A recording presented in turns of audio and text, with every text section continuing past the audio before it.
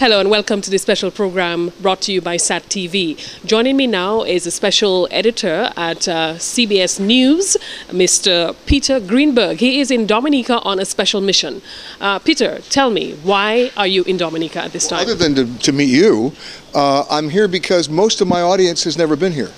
I'm the travel editor for CBS News, and most Americans, I'm sad to say, are geographically ignorant.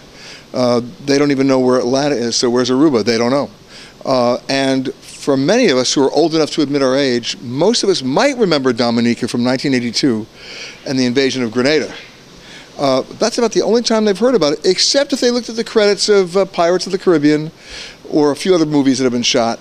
They really don't know about this special place. They know about some of the more publicized locations, but here's an island that is small, it's manageable, it's volcanic. You're not going to come here for lots of beaches. You're going to come out here for everything else but the beaches. Water's great. Climbing, hiking, walking, nature, it's all here in a very manageable way. So you landed on the island on Sunday, I believe? No, I actually landed on the island yesterday. Yesterday, yes. And your mission is to do what? Well, I'll be broadcasting my radio show, which is a nationwide show every week. We actually broadcast from a different location in the world every single week. Last week was Malta. Next week will be Marrakesh, and that's in Morocco. And guess what's right in the middle? Dominica. So where did your itinerary take you on the island? Everywhere. Starting here at the hotel, using it as a hub, getting out to the river areas, getting out to the actual water line, going up into the mountains, seeing some of the nature reserves, seeing some of the UNESCO sites. I mean, it's all there. And one of the problems with UNESCO, if you look around the world, is there's so many of them, but they're not well preserved or well presented. You've got some here that are really well done, and people need to know about them. What really struck you? What really caught your attention on the island so far? Well, I can tell you this. It's not about the physical state of the island. It's not about the flora, the fauna. It's the people. It always is the people, isn't it? There are places that you'd go that you'd say, "Oh, I don't want to go there because it's foreboding or not welcoming." Until you get there, and what you find out is people are generally happy to see you. And if you're happy to see them, guess what happens? You build bridges, boundaries get taken down, borders get written away, and you can actually enjoy a great experience. What is your underlying message that you're going to take back with you to the United States about Dominica? Well, that message might surprise you. It's an island that shouldn't even have a brochure. And what I mean by that is all these other islands out there, they're so competitive, they have to have brochures, and every time you look at a brochure, the sun is setting nicely, and there's a size 0 woman with breast enlarged and holding a wine glass and toasting. You don't need that here. That's the beauty of it. What you see is what you get. You don't need a brochure to discover Dominica because all you have to do is get out of your room, turn left or turn right, and you're there. And for most Americans who think they need to have a plan, who think they need to have an organized schedule, no, this is not the place to do that. I would like to think that this is an island that can exist, survive, and succeed without a single brochure. Talk to me about your experience accessing the island. When we talk about the roads, they're better than they used to be.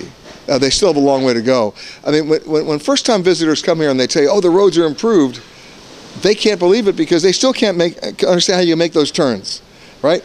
So if you're coming to Dominica, my advice to most travelers is have somebody else drive you. Don't rent a car. Don't even attempt it. People go to Bermuda all the time and they rent the scooters. You know what happens? They hurt themselves. This is not the time to run the Baja 500. Get somebody knowledgeable. By the way, the taxi drivers here, they're all storytellers. Isn't that great? They all have a story to tell because they know everybody. This is an island where you know everybody. In fact, what your motto should be on the island is, "I know a guy." Because if you ask a question, "Hey, how can I do that?" "Oh, I know a guy." And you know what? They do know a guy. So my advice is come down here, don't rent the car, let the taxi driver tell you the story, and then go to those stories. And then guess what? Within 15 minutes, he's going to know a guy. And then you're going to find something that you couldn't believe you could do anywhere else in the world or anywhere else in the world better, and it's right here. Who facilitated you to come to Dominica? Well, my staff organized it through Discover Dominica. They understand what we do for a living in the United States. I'm not just the travel editor for CBS News. I also do my radio show, as you know. We're heard on over 400 stations every week, a large listenership. And the one thing about travel, which people don't realize, you might realize it here in Dominica, but most people don't, it's the #1 industry in the world. It provides the most number of jobs. 1 out of every 10 jobs is travel related. It puts food on the table. It feeds people. It hires people. In some countries, it's as much as 10% of their global GDP. That is huge, right? It is the world's largest business. It has to be here as well. And so I'm out there reporting on that in a way that hopefully is accessible to the audience so they can come and not just accomplish something, but actually experience it. What happens once you leave the island? I go to another island. But what happens after I leave this island is we'll edit my radio show, which we taped today. We'll edit all the footage that we shoot today and tomorrow into my show, which is called The Travel Detective on public television in the United States. Travel Detective? Correct. Think 60 minutes in Dateline of travel. We're giving you an idea. We're giving you something that's not in the brochure. So how perfect is Dominica to be on that show? We're giving you something that you couldn't otherwise find on yourself unless you knew a guy. Well, in this particular case, I'm the guy. So which areas in Dominica are you highlighting in this travel? We're keeping that a little bit of a secret. Sorry about that.